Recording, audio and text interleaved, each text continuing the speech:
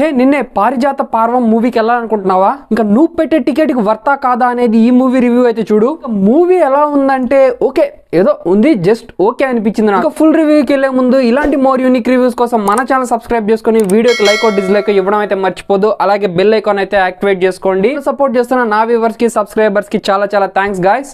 Story plot చూసుకుంటే kidnap ఎవరు చేశారు, కిడ్నాప్ కి హీరోలకి ఏంటి సంబంధం, ఏమైంది అనేది main story plot. First half అయితే జస్ట్ ఓకే అనిపించింది.